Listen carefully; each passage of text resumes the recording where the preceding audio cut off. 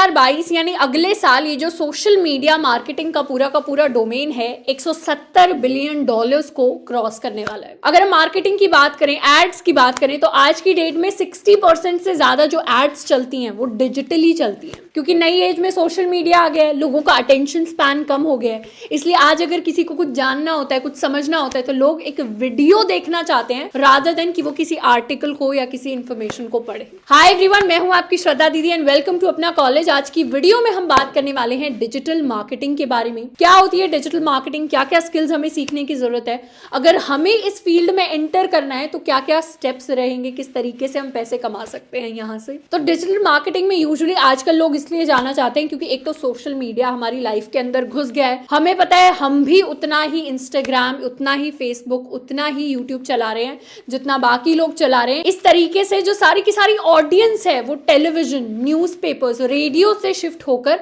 Social media या digital platforms पर आ गई है। और ब्रांड्स के लिए आज के डेट में काफ़ी इंपॉर्टेंट हो गया है कि वो सही जगह पर जाकर अपने ब्रांड को मार्केट करें और लोगों के साथ कनेक्ट कर पाएं। अब इसके साथ साथ डिजिटल मार्केटिंग बहुत ज़्यादा बूमिंग फील्ड है जिसमें काफ़ी वायबल ऑप्शंस हमें दिखते हैं करियर वाइज, क्योंकि आप सोशल मीडिया मार्केटिंग एक्सपर्ट बन सकते हैं, एसईओ एक्सपर्ट बन सकते हैं। तो इतने लाखों जॉब्स निकल कर आ रहे हैं डिजिटल मार्केटिंग की वजह से, जो शायद टेक्नोलॉजी का one of the best parts हैं। एक और एडिशनल बेनिफिट ये है कि कॉलेज स्टूडेंट्स को अगर फ्रीलांसिंग शुरू करनी है तो ये एक ऐसी स्किल है जिसमें वो फ्रीलांस कर सकते हैं, काफी सारे वो पैसे कमा सकते हैं शुरुआत में पॉकेट मनी की तरह, पर इसको अगर वो एक एक्चुअल फुल टाइम चीज में, फुल टाइम जॉब में कन्वर्ट कर लें तो काफी लाखों रुपए की जो अमाउंट है वो यहाँ से भी आ सकती है if you are skilled enough. तो आज की डेट में काफी इंपॉर्टेंट हो जाता है एक कॉलेज स्टूडेंट के लिए, साथ के साथ उन लोगों के लिए जो टेक्नोलॉजी से किसी ना किसी तरह एसोसिएटेड है, ये जानना कि डिजिटल मार्केटिंग एक्चुअली होती क्या है। डिजिटल मार्केटिंग को बिल्कुल सिंपल टर्म्स में गिराकर बोले तो ये होता है किसी भी चीज की एड चलाना या किसी भी चीज को मार्केट करना डिजिटली। यानी ऑनलाइन प्लेटफॉर्म्स पर आप किसी भी चीज को मार्केट कर रहे हैं, किसी की एड चला रहे हैं, ब्रांड अवेयरनेस कर रहे हैं, तो उसी को हमने डिजिटल मार्केटिंग का नाम दे दिया है। अब डिजिटल मार्केटिंग काफी तरीके की हो सकती है, या तो हम सर्च इंजन पर काम कर सकते हैं, यानी जो भी हम गूगल सर्च करते हैं चीजें, कौन सी चीजें ऊपर आए, कौन से कीवर्ड से हमारी वेबसाइट ऊपर जाएगी पेज के ऊपर और ज्यादा क्लिक्स बढ़ेंगे हमारी वेबसाइट पर, उस तरीके की भी मार्केटिंग हो सकती है। वेबसाइट्स की भी मार्केटिंग हो सकती है। सोशल मीडिया भी डिजिटल मार्केटिंग के अंदर आता है कि कितने लोगों को हम लिंक्डइन के थ्रू, यूट्यूब के थ्रू, फेसबुक के थ्रू, इंस्टाग्राम के थ्रू अपने प्रोडक्ट की तरफ ला पा रहे हैं। ईमेल मार्केटिंग भी होती है जिसमें काफी सारे ब्रांड बहुत सारे कंज्यूमर्स को, क्लाइंट्स को ईमेल्स भेजते हैं अपने प्रोडक्ट के बारे में बताते हुए कौन सी ईमेल स्पैम में चली जाएंगी, कौन सी नहीं जाएंगी, कौन सी ईमेल्स इतनी अच्छी होंगी कि उनको एक्चुअली कोई यूजर खोलकर पढ़ेगा। साथ में हमारे पास ऐप मार्केटिंग भी आती है। तो इस तरीके से अलग अलग तरीके की मार्केटिंग है जो हम डिजिटल प्लेटफॉर्म्स पर जाकर कर सकते हैं और जिनको हम खुद भी एक्सपीरियंस करते होंगे। अब जब भी हम किसी चीज़ के बारे में सर्च करते हैं, आप कुछ जैसे अगर आप शूज़ के बारे में सर्च करेंगे कभी कभी, तो आप नोटिस करेंगे कि ऊपर मिंत्रा जैसी वेबसाइट्स आ जाती हैं, ऊपर अमेजॉन जैसी वेबसाइट्स आ जाती हैं।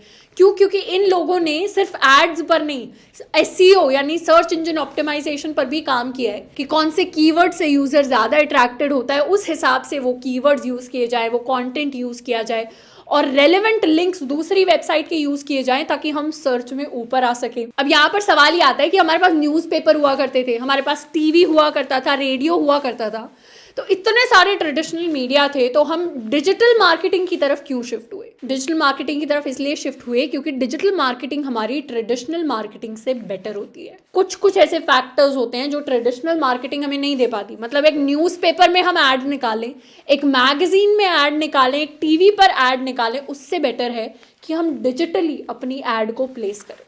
कैसे?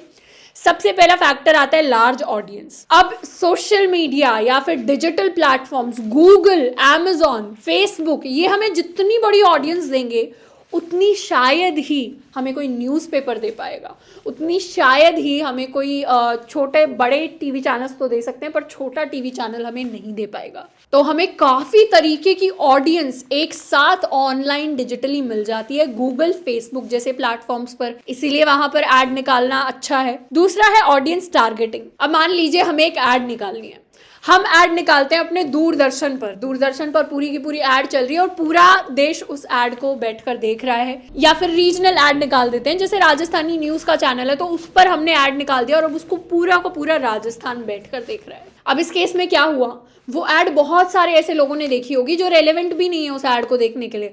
मतलब क्या पता वो हमारे एक्चुअल कस्टमर्स हो नहीं हो, वो उस चीज में इंटरेस्टेड हो नहीं हो। मान लेते हैं आप कोई प्रोडक्ट लॉन्च करना चाहते हैं और उस प्रोडक्ट को आप नॉर्थ इंडिया के अंदर लॉन्च कर रहे हैं, लेकिन अगर आपको अब टीवी पे ऐड चलानी है तो वो उस ऐड को अब बहुत सारे लोग अपने पूरे नेशन वाइड में देख रहे होंगे।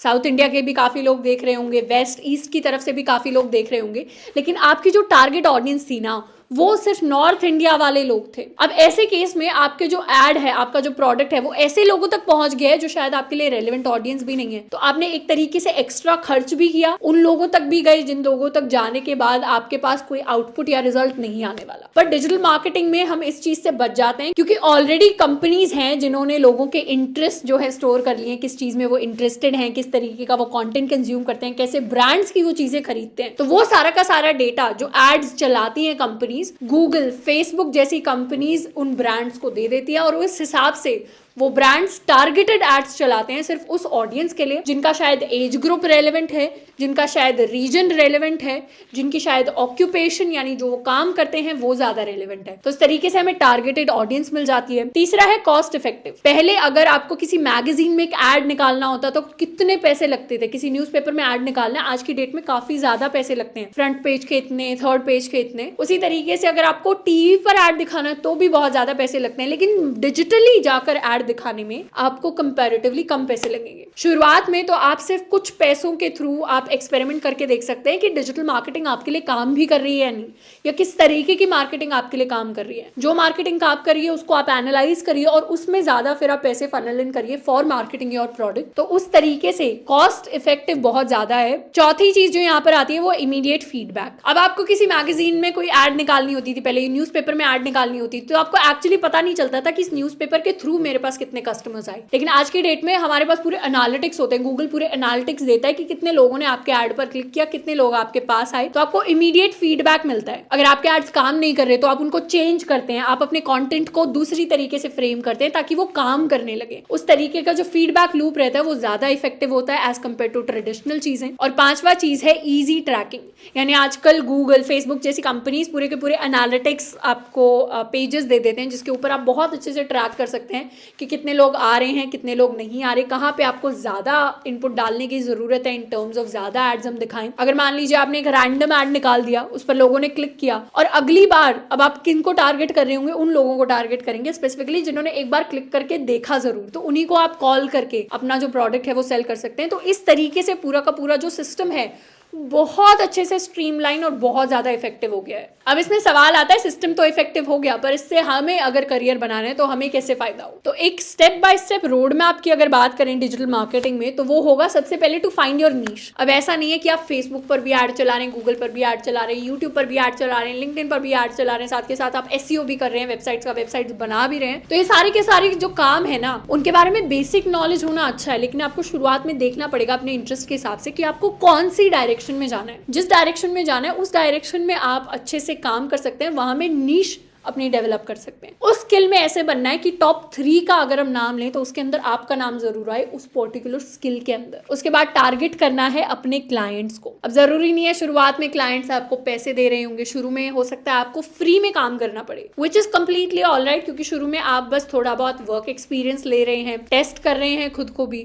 पर उसके बाद एक बार आप जब चीजें शुरू कर देंगे तो क्लाइंट्स आपके पास आने लगेंगे एंड फिर वहां से एक मॉनेटरी जो साइकिल है वो डेवलप होगा। उसके साथ साथ आती है फ्रीलांसिंग। अब फ्रीलांसिंग में सबसे पहले फ्री आता है, हो सकता है कुछ टाइम तक फ्री में काम करना पड़े, पर आप उसके बाद ऐसे क्लाइंट्स के लिए काम कर सकते हैं जिनको एक्चुअली जरूरत है और आपके पास भी पोर्टफोलियो में चीजें होंगी उन क्लाइंट्स को दिखाने के लिए। उसके बाद आते हैं हमारे रेफरल्स, जिन भी क्लाइंट्स के साथ आपने काम किया है। अब बिजनेस में क्या होता है ना, यूजुअली लोग एक दूसरे को जानते हैं, तो जिस भी क्लाइंट के साथ आपने काम किया है वो अपने किसी दोस्त को, किसी रिश्तेदार को सजेस्ट कर देगा कि मैं तो ऐसे ऐड चलाता हूँ, आप देख लो, इनसे बात कर लो। तो इस तरीके से रेफर हो जाते हैं लोग, नेटवर्क बिल्ड हो जाता है। और उसके साथ आती है कंसिस्टेंसी। अब सोशल मीडिया जो है वो हाईली वॉलेटाइल एक प्लेटफॉर्म है जिस पर चीज़ें चलती रहती हैं, कोई नई वेव ऑफ ट्रेंड्स आती हैं, तो इसीलिए काफ़ी इंपॉर्टेंट है कि डिजिटल स्पेस में अगर हम काम करें तो हम कंसिस्टेंट रहें, रोज अपनी स्किल्स को डेवलप करें, रोज ग्रोथ लें। अब इस करियर में एक्सेल करने के लिए आपको जो स्किल्स चाहिए होंगी उसमें से सबसे पहला, you should be good with social media.